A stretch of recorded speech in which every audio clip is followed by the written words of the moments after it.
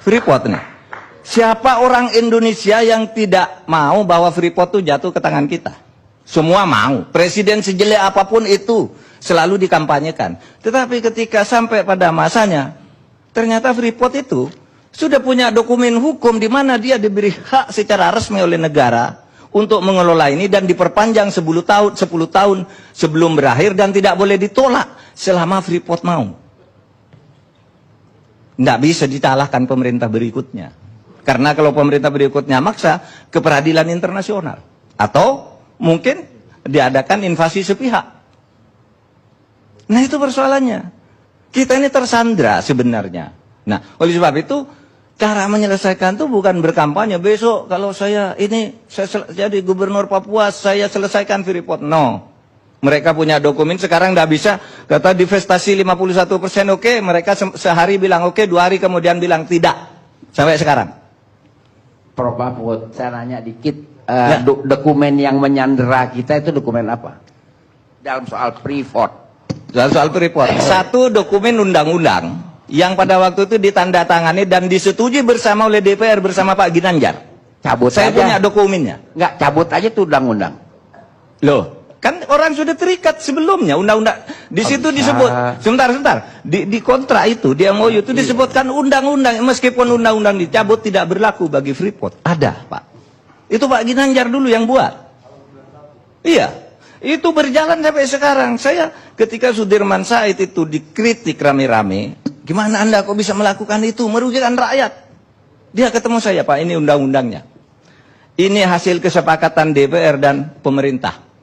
Ada tanda tangan Pak Ginanjar waktu itu. Saya punya dokumennya.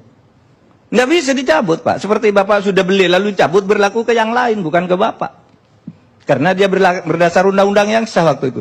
Nah ini persoalan kita, Pak. Ada hukum-hukum yang menyandera kita sampai sekarang karena kejahatan jabatan di masa lalu. Gitu.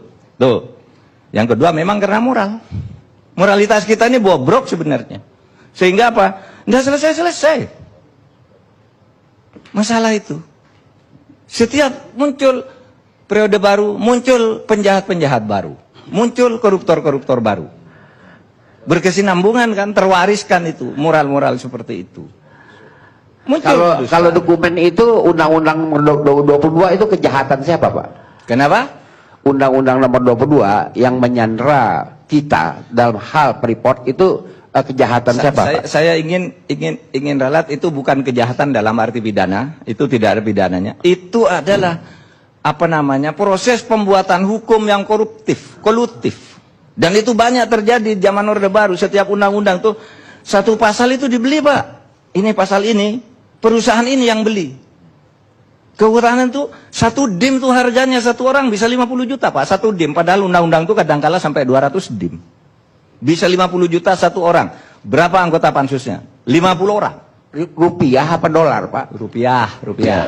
Kalau undang-undang rupiah, Pak. Pembuatan undang-undang masa dolar. Pada waktu itu ya, Pak, saya pernah dipersoalkan nih ketika bicara kayak gini bahwa banyak pembuatan undang-undang itu yang dijual belikan. Lalu Pak Marzuki Ali sebagai ketua DPR marah. Itu enggak benar tuh, ketua MK. Lalu saya ketua MK.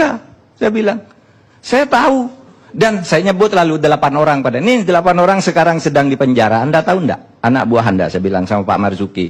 Sedang di penjara. Kan menjual undang-undang. Bahwa undang-undang ini akan dimasukkan pasal ini, Anda akan mendapat ini, tetapi bayar dulu ke saya sebesar 8%. Ini sekarang orangnya masih di penjara semua, Pak.